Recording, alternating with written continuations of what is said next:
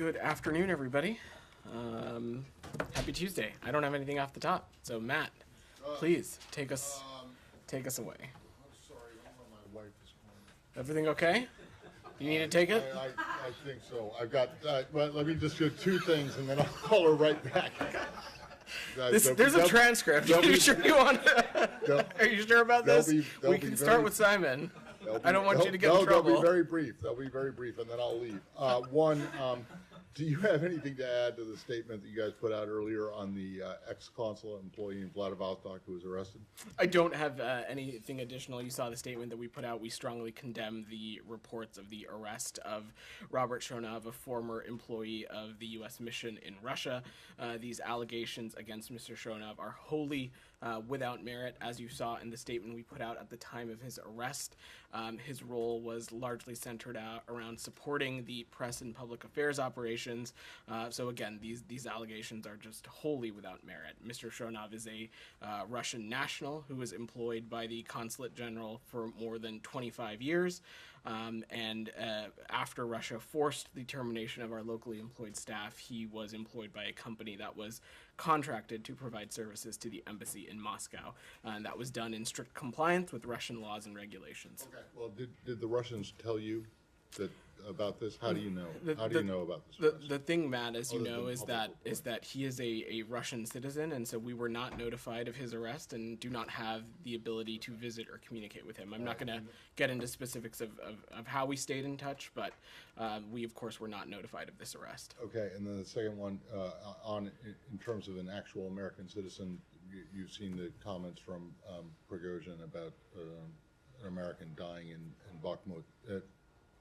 Do you have anything to add to what has already been said? We are aware of those reports of the death of a U.S. citizen in Bakhmut, and we are continuing to seek additional confirmation. As you know, our ability to verify reports of deaths of U.S. citizens in Ukraine is incredibly limited, but would reiterate our message to U.S. citizens that they should not travel to Ukraine due to these armed conflicts. Let me just note that, though, that as part of the conflict in Ukraine, Russia, including its Wagner forces, have an obligation under the Geneva Convention to respect the dead, including from disrespectful and degrading acts. So I'll just note that. All right. Thank you. Sure. Go ahead. So just to be clear, U.S. officials have not directly discuss the matter with Russian officials? Well, we've not been notified of it as this is not an American citizen or a U.S. national, and so we were not notified of his arrest, nor do we have any ability to visit or communicate with him. Is there any action that the U.S. government can take to compel his release? Obviously, other than this very clear condemnation, is there any action you guys can take here? Look, I'm not going to get into the specifics of what our engagements with the Russian Federation can look like, but his targeting under the confidential cooperation statute highlights that the Russian Federation's blatant use of the increasingly repressive legislation against its own citizens. It's quite stark and deeply concerning, but I'm just not going to get ahead of this beyond that, as this continues to be an evolving situation. Just one last question. What's your message to other Russians who are now in a position similar to his, working for companies that have been contracted by the U.S. mission in Russia? Kylie, this is, of course, to take a step back, it is our understanding that staff, including former staff, could be subjected to further scrutiny from the Russian government. And so we continue to be very careful about our contact and engagement with them. As you know, the Russian staff we were forced to let go received a generous package that included several months of severance pay, allowances, extended medical insurance, and a prorated annual bonus. It, of course, just broadly is incredibly concerning. These accusations that the Russian Federation is throwing against Mr. Shonov, as well as their use of the confidential cooperation statute. And so this is something we're going to continue to be engaged on. I don't have a specific message or announcement from here at this time. Should these Russians still work for these companies that are contracted by the U.S. mission if they could potentially be subject to arrest? These are decisions that individuals are going to need to undertake on their own. I don't have a guidance or advice to offer from here. Obviously, the reports of this are incredibly concerning, and we condemn them. I will note again that at the time of his arrest, Mr. Shonov was simply assisting the Public Affairs and Press Division. And so these allegations are just incredibly concerning, and we condemned this reported arrest. Simon, still on this topic, or yeah, go ahead. So to clarify, you're condemning this publicly. Is there any specific channel that you're making that your views known to the Russians? I'm just not going to get into the specifics of our diplomatic engagements with the Russians. What I will note, though, is that Mr. Shonov is not a Russian citizen. We were not notified of his arrest, and we have no ability to visit or communicate with him. You've heard the Secretary say this before, but the other side has a vote here. And this is not, as much as we condemn this, the Russians are treating him as a Russian citizen because that is what he is. And so therefore our ability to communicate, visit, ask for information is incredibly impaired and limited. Could you just, obviously not going into your diplomatic engagements on this particular issue, but you also have separately the cases of the US citizens, Paul Whelan and Evan Gershkovich. What's the current situation in terms of your ability to communicate with the Russians? What channels are you using to try and get them released? And can you give us an update on that? I, of course, am not going to get into the specifics of the channels that we are working to secure the release of wrongfully detained American citizens, Evan Gershkovich and Paul Whelan. We have no higher priority than securing their release, and we continue to work this from all angles. It's something that the President is engaged in, Secretary Blinken, Ambassador Karsten, and others. In both of those cases, we continue to push for consistent and regular consular access that is in line with Russia's consular conventions, but I don't have any specifics to get into on our efforts for their release. Alex, go ahead. The fact that you're condemning it, does that mean it is your understanding that he's being persecuted because of his previous job? I'm not going to speculate or hypothesize on that from here, Alex. I will just reiterate that these accusations are wholly without merit, and we do condemn the reports of this arrest. And I will just note again, Russia's use of this confidential cooperation statute is incredibly concerning, and it highlights the Russian Federation's blatant use of this repressive tactic. I understand that your hands are short because he's not a U.S. citizen, but the practice has been the U.S. embassy did actually provide with legal support whenever the local employees got arrested or were persecuted by the local governments. Isn't that the case here? I'm not sure of that of that policy, Alex. I'd have to check on that. And back to Bakhmut, when you said we're aware of the reports, are you talking about the reports that are cited to Prigozhin? We aren't going to trust anything coming out of Wagner, are we? Do you have any independent source?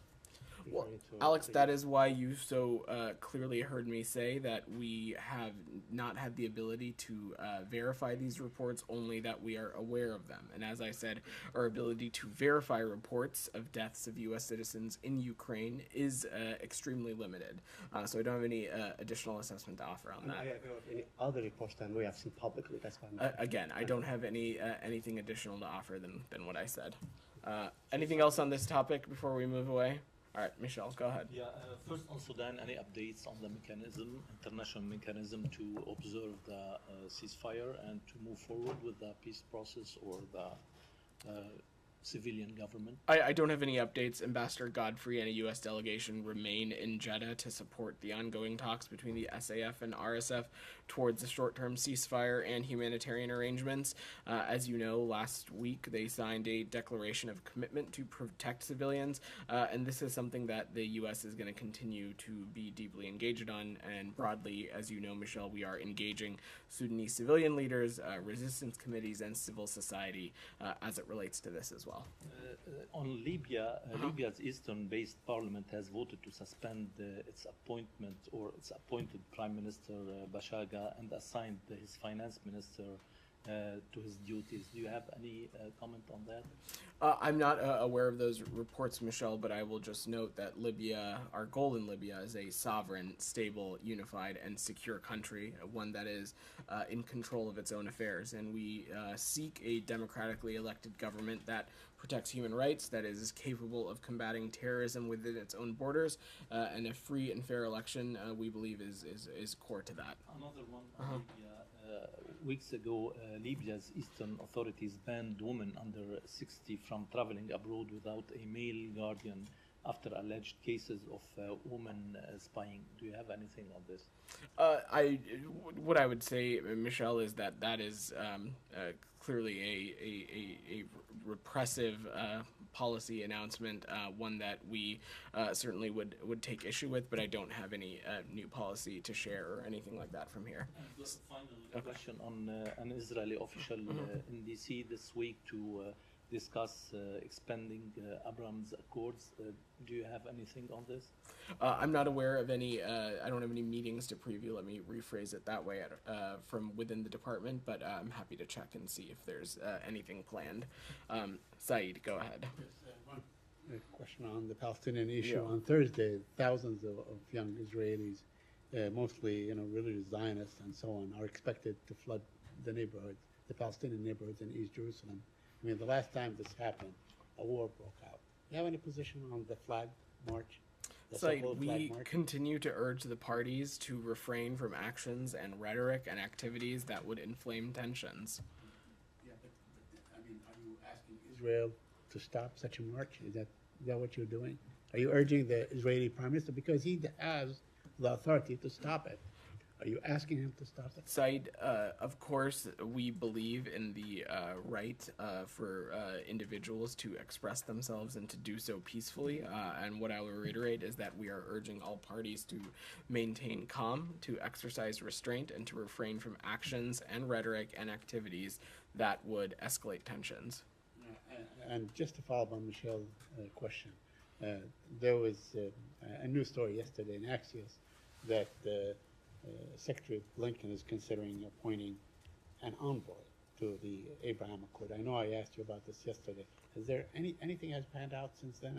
I don't have any personnel announcements to announce from here. Is that something that I'm not going to speculate or hypothesize on any personnel announcements we may or may not make. I just have none to offer today.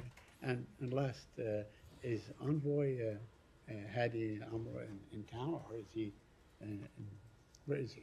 I believe he is in DC, but I will check if we have a specific update for him. Go ahead. I have two questions on Ukraine. The first question is about Kirill Budanov's comments today in an interview. He basically admitted that Kyiv was behind the terrorist attacks on high-profile Russian journalists over the past months. Does the U.S. plan to designate Kyiv as a state sponsor of terrorism for this? I've not seen those comments, but I will note that it is, in fact, the Russian Federation that has a track record of suppressing journalists, suppressing media freedom, arresting journalists for just doing their job, including in the case of Evan Gershkovich of the Wall Street Journal just about a month or two ago. So let's not lose sight of who has the true track record of suppressing journalistic voices. Also on media freedom, U.S.-Chilean journalist Gonzalo Lira was arrested by the Ukrainian Security Service in the beginning of May. To date, the United States has not provided any condemnation, any statement on his arrest. Do you have any comments here? I'm not aware of that case, but I'm happy to check on that. Olivia, go ahead. More broadly, could you explain a little bit how you determine when to issue a statement of condemnation, as in Shanov's case, for example? Why was there less to say about the American passport holder sentenced to life in prison in China? Why wasn't there something sort of equivalent or analogous issued in his case? Well, on the other case that you mentioned, there is, of course, a limit to what we can share given privacy considerations. That is, of course, a factor when it comes to any individual, whether they are an American citizen or not, whether they're an American national or not. All of those factors play into our ability to speak, or in many cases not speak, about the circumstances surrounding their case. Do you have an update on that case as to whether you've been in contact with any representatives in question in that case?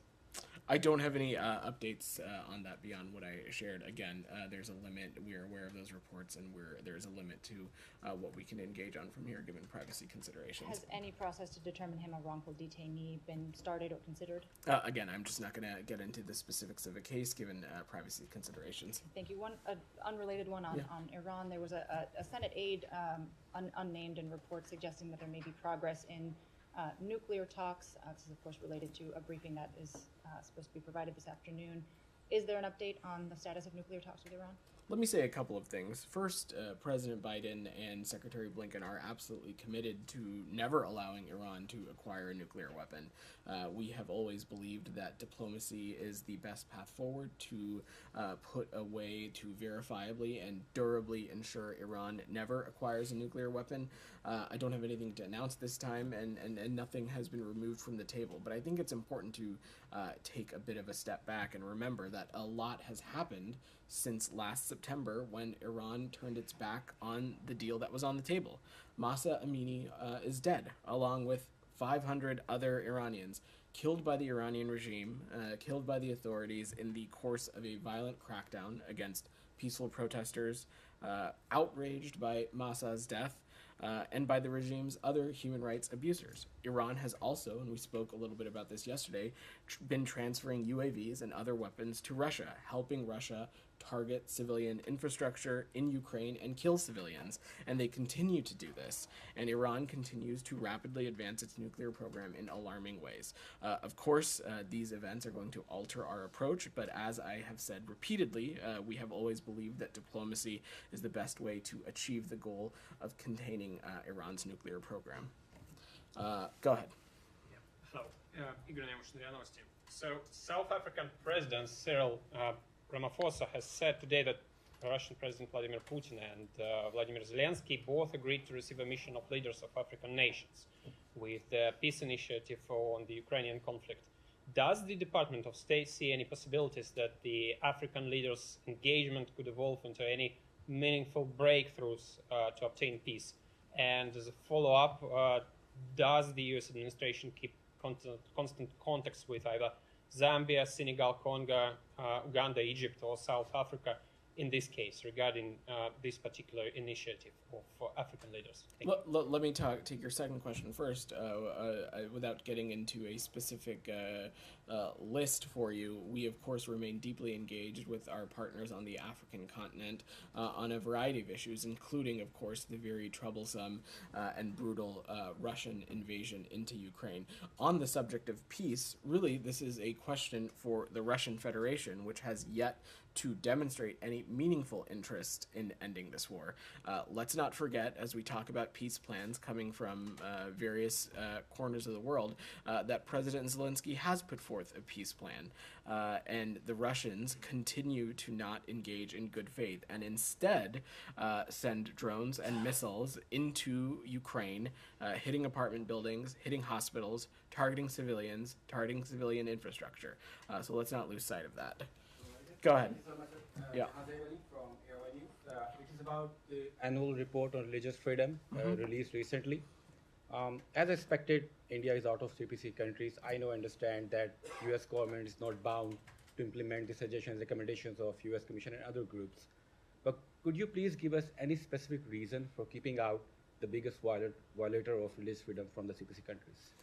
Look, we carefully monitor the religious freedom situation in every country, and we encourage each government to uphold its commitments to protect religious freedom of all, for all, and engage officials around the world to regularly take steps that advance this core issue of religious freedom. So you are the best person in this room who understands and clearly knows the democratic values of this country.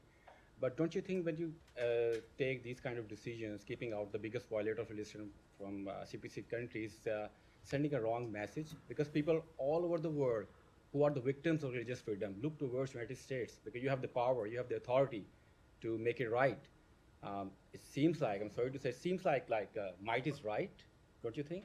I would reject the premise of that question a little bit. First, let me say clearly that we strongly oppose laws or actions from any country around the world that impede the ability of any individual to choose faith, practice a faith, change their religion, participate in a religion, or tell others about their religious beliefs and practices. We think that countries have an obligation to protect that right of freedom of religion or belief. And again, we carefully monitor the religious freedom situation in every country, and we encourage each government to uphold its commitments to protect religious freedom for all. One last question. Former Prime Minister Imran Khan is accusing Pakistani military and his chief of ordering his arrest and crackdown on his party workers, while other political parties are protesting against Chief Justice of Pakistan for giving alleged undue favors to Imran Khan. So what is the position of US of this political circus or blame game going on in Pakistan? Because US is closely engaged with the Pakistani military. So any concerns or just you have heard me say this a number of times now for the past few weeks, but I will use this opportunity to say again that we do not choose a political party or a particular candidate when it comes to Pakistan or really any country. As it relates to Pakistan, our view is that a strong, stable, prosperous Pakistan is key to a strong and stable U.S.-Pakistan relationship. Go ahead. I know Secretary Blinken met with Hans Grundberg yesterday. Is there anything you can offer from that meeting? And what does the U.S. see its role in the conflict in Yemen? And are we closer than we've ever been to seeing a resolution to this? I will refer to the readout that we put out of that meeting. If it hasn't gone out yet, it should be going shortly. But broadly, in the conflict in Yemen, we of course remain committed to taking whatever steps possible to expand and extend the UN mediated truce and take whatever steps possible to get us to a durable peace. And we will continue to work this effort with our partners in the region, with the Kingdom of Saudi Arabia and others. But of course, Iran's malign influence in the region, their backing of rebel forces continues to be of concern to us. But I don't have any specific assessments to offer beyond that. Go ahead. Yeah. Going back on the international religious freedom Iraqi section, you mentioned that different Iraqi security, including the federal police and also PMF-sponsored Iraqi government group, they are still using verbal harassment and also physical abuse on the minority groups like Yazidis and Christians. Then the question is that, what tools do you have to use against these groups and also governments that are still violating the minority groups like Yazidis and Christians in some areas in Iraq, like Nineveh Plain? You have seen us over the course of this entire administration when abuses against human rights have taken place, whether they are related to religious freedoms or not. But when human rights have been compromised, you have seen this administration take action. And I would not point you any further than the series of steps that this administration has taken in response to Iran's crackdown on human rights that began in the fall of last year. We have not hesitated to take action. I'm certainly not going to preview them from here, but we have a number of tools at our tool belt additionally to hold violators accountable. Have you took any actions against the PMF and also the other groups that use this violation against the Christians and Yazidis in Iraq? I would have to check if there's a specific action to share with you, but again, we have not hesitated to take actions. And last question on the Sinjar agreement. We know that we have this agreement for years, but it's on paper. And then what engagements do you have to transfer this agreement from the paper to the on ground? I'm sorry, on what the Sinjar agreement? agreement. There's an agreement just to about the Sinjar. It's a city in Iraq, and there's different minority groups are living there. But there are PMF and also different groups, militant groups are there, and they are put a huge barrier in front of the IDPs. They are not going back to their places, ancestral lands, and they are not letting these people to go back to their homes. What engagements you have with the Iraqi and also Kurdish government to implement this agreement? Again, I'm not going to get into the specifics of our diplomatic engagements, but as you know, we continue to remain deeply engaged with the Iraqi government as well as Kurdish officials to find a durable solution. But I don't have any other specifics. Go ahead, Alex. Thanks, to Georgia.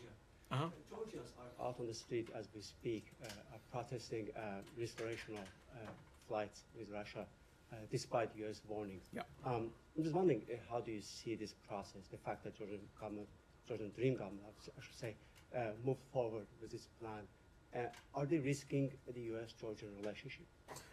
Alex, I think I spoke a little bit about this either last week or earlier this week. If direct flights take place between Russia and Georgia, that would be of increasing concern, not just to the United States and other Western countries, but as well as companies that may be operating out of Georgian airports if they service aircrafts that are subject to import and exports and other matters. The entire Western community has distanced itself from the Russian Federation, and we believe that now is not the time to increase engagement with Russia. I heard you said that before, but now they have moved forward. There are direct flights taking place 5 times in a week as of day after tomorrow.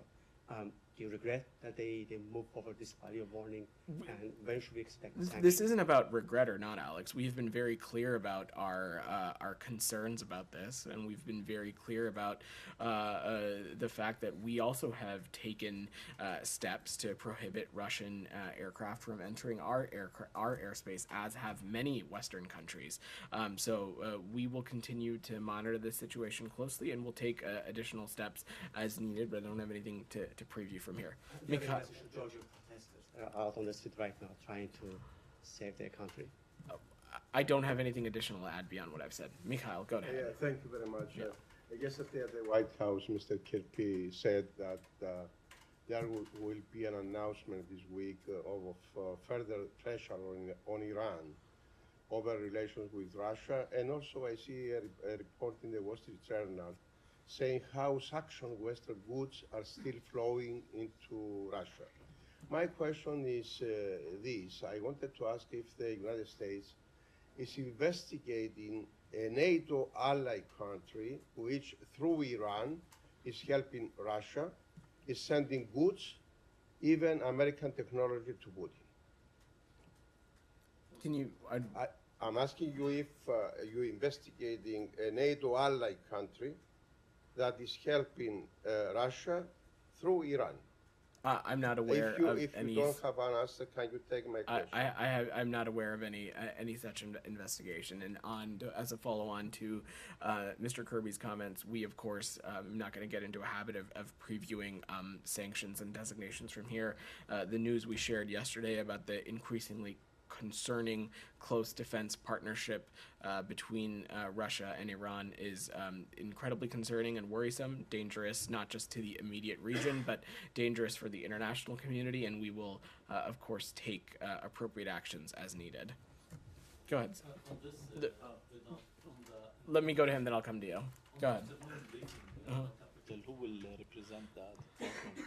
I believe Deputy Secretary Sherman is going to be attending, and representatives from Rob Malley's office. Is not by Rob Malley's office? I believe he's on personal leave, but he is still very much engaged on this issue. What do you mean by personal leave? Like personal leave, like on vacation, taking a couple of days off. Go ahead. South African Foreign Minister, Minister of International Affairs, Pandor, has called for the International Criminal Court to issue arrest warrants against leaders of, quote, apartheid Israel responsible for, quote, the massacre of the Palestinian people. Will the State Department finally support International Criminal Court mechanisms in international law regarding Israel? If not, why not? We, of course, remain engaged with the ICC through a number of mechanisms. We believe that there are a number of avenues for holding those accountable for atrocities, especially in the context of Russia and Ukraine. But I've not seen these comments, so I don't have anything additional to offer on that. The State Department continues to not want the ICC to be implemented regarding Israel. On the matter of Israel and the Palestinian Authority, you saw me speak quite clearly to Saeed's question about our desire that both sides not take steps that are going to incite tensions and take us further away from a negotiated two-state solution. We've been quite clear about that consistently. Go ahead. I'm sorry, but you have refused to apply the ICC over the years to Israel. I just don't have anything additional to offer on this. I don't know what the reason for that is. You've stated reasons before, but you're unwilling to state them now. Your colleague has had her hand up. I've had my hand up. I understand, and I called on you. In the past, you have said that the reason that you have not wanted to implement the ICC is because Israel is not a signatory to is not subject to the Rome Statute. But that's the case for Russia now as well, and you are pro applying the ICC to Russia, which has the same status fundamentally. We have never said that either. What I have simply said is that we have worked and work with the ICC and other international entities as it relates to atrocities happening in Russia. I've not said that we are pro anything. Go ahead. But you have said in the past that you will not apply the ICC. I'm gonna move on now. This is Leah Griffith with the Asahi Shimbun, a Japanese newspaper. So on Taiwan. Today, the CCP's Defense Ministry spokesperson was asked about President Biden's plan to approve an arms sale of $500 million to Taiwan and sending 100 military personnel as well. And he said they will resolutely smash any form of Taiwanese independence, succession, along with attempts of outside interference. Do you have any comments on that? I don't. I've not seen those comments, but what I will say broadly is that our approach to the PRC has not changed, and we seek competition, not conflict. In terms of any forthcoming announcements, I don't have anything to preview, but we will always do what we think is in our interests, not just as it relates to the region, but the international community broadly, and we'll do so in close coordination with our allies and partners as well. All right. Thanks, everyone.